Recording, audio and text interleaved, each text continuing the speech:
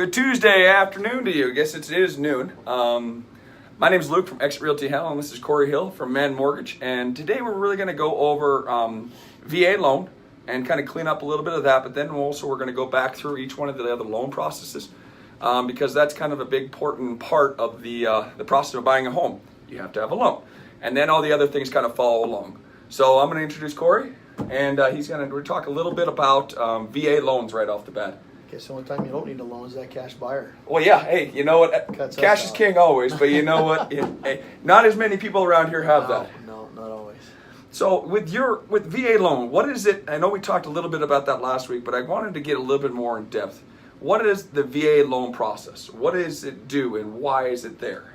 So a lot of people are scared, I think, when they talk about a VA loan, that it's going to be a lot more work, a lot more documentation or whatever. I actually, being a veteran and gone through the process a ton, I think it's one of the easiest loan programs. Yes, the appraisal process takes a little bit longer and there's a little bit more paperwork, but I actually, when I rank loans in the down payment and the payment wise with interest rate and whatnot, I think it's the best loan out there if you're VA eligible. When I rank those in place, that's where I go to. If you're VA eligible, let's do a VA loan. So what is that all?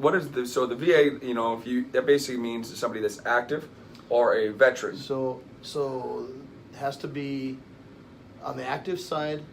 Somebody that's been deployed 180 days, they're going to get that eligibility overseas. Active duty 2 years.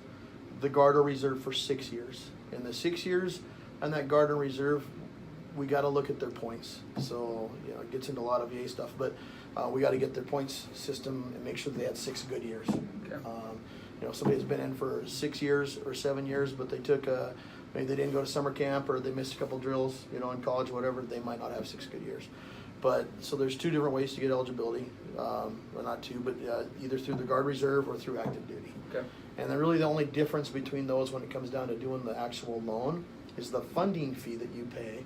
And the funding fee is what the VA uses in place of, most people talk about mortgage insurance. FHA, you guys talked about last week, has an upfront fee and a monthly fee. RD has an upfront fee and a monthly fee for that. The VA does their guarantee all on a funding fee up front. If you got yours through active duty, the first use, it's 2.15% of the loan amount. If you're a Guard Reserve, it's 2.4. If you put some money down, that gets reduced. If you're getting any disability, 10% disability, that goes away. So we've got a lot of guys that are coming back from deployment that are even 10% for hearing or whatever, and that's getting waived. That's the VA's version of mortgage insurance, if you will. It's a guarantee fee.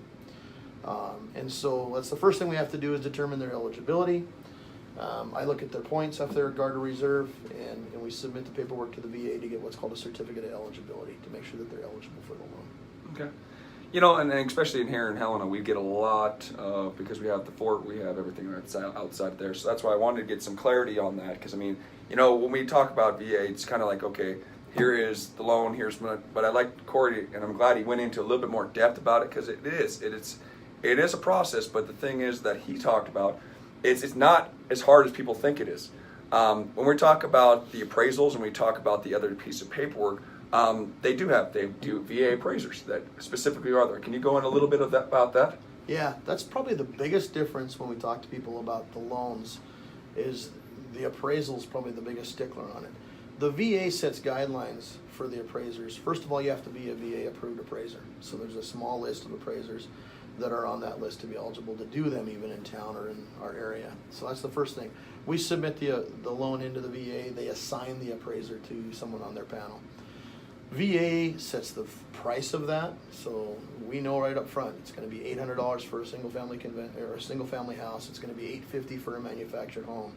The other thing that's the worst part about it is the VA dictates how much time they give the appraiser to do that appraisal. I can get a conventional or FHA appraisal done inside of 2 weeks. VA allows them 28 business days. When you crank that out, it's over 5 weeks that the VA allows them to do the appraisal. Luckily, here in Helena, in our area, they're not taking that long. They look at the buy-sell, and for the most part, they'll say, hey, I got to get this done in 2 weeks or 3 weeks. There is some other places that I've done loans that the appraiser comes back and says, hey, too bad, I get 5 weeks. here's the guideline. They'll cut and paste it in an email to you. Mhm. It's like, all right, Mhm. I was just hoping that you'd take care of our veteran and maybe get it done quicker. But that's probably the biggest thing on the appraisal difference is that it is dictated by the VA who gets it and how much that they can charge. They do go more in depth than a conventional loan. I always say that they're looking for the safety, health, and welfare issues for the veteran. They want to make sure that there's no exposed wiring on the house. There's no paint that's peeling. There's no handrails that are missing, those kinds of things. And so that is one area when you guys are getting them under contract that there are some sellers that will shy away maybe from a VA loan if they're getting competing offers. But they're shying away because maybe the house isn't going to meet those VA requirements. They're not that hard to meet. It's, chipping paint. If you're a seller, paint the trim around the windows and the doors to make sure it's ready to go, because it's going to get called out. Yep. But that it's not a big scary thing. It does take a little bit longer time. It can. But I ordered a VA appraisal last Monday, and the appraiser was on site on Tuesday and had the appraisal back to me on Wednesday. I had got it back in 2 days, so that doesn't happen all the time. Yeah, it doesn't, but it can. But it does. Yeah. It shows that and there's certain guidelines that the VA does follow with, and the appraisers follow, and it's great because the thing is they want to get that veteran in a house that's not that you talk about safety, health, all these separate stuff. When they walk into that house, they're not sitting there going, "Okay, I've got to do this, this, and this, and this." So it makes it safer for everybody in that essence. Thank you very much for hitting a little bit more on that. I just wanted to clean up kind of what we talked about over the last couple of weeks. Conventional loan, RD, FHA, and VA. So, kind of let's start conventional real quick. Okay. And we're just going to work our way through it. So. Okay. Conventional loans, as little as 3% down. Typically 5% down is where we usually hang. But there are programs for people that qualify for as little as 3% down. Anything less than 20% down, you're going to have mortgage insurance. There are a number of different ways to do mortgage insurance, and I did not catch your one on that to see if you guys went into that. But that's something that not a lot of lenders talk about. There are a lot of different ways to do mortgage insurance. There's monthly, there's upfront, there's single pay, whatever. And so that's something that we spend a lot of time in with our borrowers that don't have 20% down. Usually when I'm meeting with people, I go, okay, you've got great credit, you've got a down payment, conventional is probably the way we're going to go. FHA would be your next one, 3.5% down.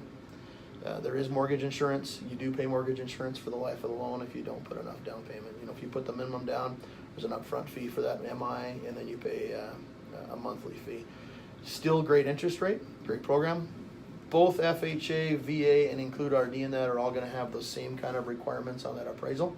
So if you're competing up against somebody that's doing an FHA offer or an RD offer, that house is still going to have to meet those same requirements for the safety, health, welfare, Yep. the peeling paint, the handrails, that kind of stuff. So, but FHA, we go down as low as a 580 credit score. Not everybody does that. We have programs to go less than that, but if somebody maybe doesn't have as good a credit or doesn't have that down payment, that's usually where I kind of slide them into an FHA loan. RD loan you guys talked about, I think it was last week. I kind of put that on the same level as a VA loan, really, as far as the interest rate, the down payment. It's, again, 0 down. They have a upfront fee, and then they have a smaller monthly fee than FHA does. There are income requirements, however, for RD. They have to meet those income requirements. FHA does not have an income requirement, but it has a loan amount requirement, a maximum. In each of our counties, when we talk about Jefferson and Broward and Lewis, they're all a little bit different. So you want to make sure that you get with a lender and make sure that you're meeting those guidelines.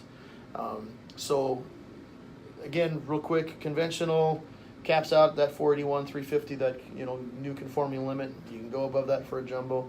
VA is there. You can go above that for a jumbo VA, we call it, or high balance VA. FHA, it's around $315,000 generally in our 3 counties, give or take a couple $100 probably. And then RD, there's no income, there's no loan limit or purchase price limit. It's really the income that's going to dictate that. Yeah, yep. I've done RD loans over $300,000 if the income guidelines just meet. Somebody's got a bunch of kids and whatnot. So that's kind of a really quick synopsis. The one thing, and again, as first-time home buyers, I mean, it'd be great if you could do this loan because that means you're making a lot of money as a first-time home buyer. But Corey did hit on something that we didn't really talk about, was a jumbo loan. The jumbo loan is a little higher price on it, and so I'm going to have Corey explain just that quick little. We're not going to talk specifics because the thing is, this will change. Even Corey talked about the 580. That is as of right now, as of today. So when we talk about these things, this is specific just for today. Yeah. It's not. It will change, and that's because of the market changes. And so we'll just hit jumbo loan and explain what that process is. So real quick on that 580, just to recap real quick. We can go down there, but there are a bunch of requirements that you have to hit. The investors that we all work with have what we call credit overlays. And so don't think just because I said 580, you're automatically approved. That's why I wanted to make sure you got that. I was like sitting there. I wanted to meet with us. Thanks for catching that. There's not a little underwriter. Yeah. We're just trying to make sure at the end of the day we want to get you the best. Unapproved credit. Whatever. Disclaimer. So jumbo loans, when I first got into this, the conforming limit was $417,000. That was anything below that was what we call the conforming limit. Anything above that was non-conforming, or what we call a jumbo loan. So what that entails is it's just a different set of rules. When you get above the conforming limit, and that just got raised to 481, 350, if I'm right. It's changed this year, and it changed, I think it was last year. Mm-hmm. It keeps bumping up as house prices go up. Mm-hmm. So what that really means is that you're buying an expensive house, and you need to borrow more than that conforming limit. On the conventional side of it, that usually means more stringent requirements. You're going to have a higher minimum credit score for that borrower. The mortgage insurance might be more expensive for that borrower. The down payment requirements are going to be more. There are very few investors that will buy those loans or will take those loans off of our hands. And so all of us in town that do those loans have a very small pool of places that we can sell those loans to or do those loans. And so the rules on those get very, very stringent on them. So that limit will change. I don't think of anything in Montana that we deal with, but you go to like a Jackson Hole or someplace like that, Hawaii, that conforming limit's going to be way up. Mm-hmm. VA has their version of it as well. And since we're really talking about VA loans was our goal, let's touch on that real quick. So VA uses that same limit. And the VA loan is set up so that the VA guarantees 25% of your loan amount. So with your normal VA loan, you can go up to that conforming limit without a down payment. As soon as you hit over that limit, that goes into what we call a high balance loan. And there's, again, very few lenders or investors that'll do those. And so the rules change again. But typically, you have to have 25% of the amount above that. So let's just say, for argument's sake, the limit's 481, and you buy a house that's 581. It's $100,000. You're gonna have $25,000 to buy that house down. Yeah, 25% of that amount over, which is amazing when you think about it. A $580,000 or $600,000 house, and you need $25,000 down. Yeah. And so they each have their own version, both conventional and VA. And again, talk to whoever your lender is. In town, they're all going to have different investors, and so the rules are going to be just a little bit different no matter where you go. And that's why I just wanted to get a little bit of synopsis on that. I really do appreciate Corey coming in here. I want to talk about a guy that knows a lot. We just went through a lot of different types of loans, and he can just spitball it out. He's been doing this business for a while, so he understands the business in and out. This is Corey Hill from Man Mortgage, and my name's Luke from Exit Realty Helena, and I'll see you next week. Thank you very much. Have a good day.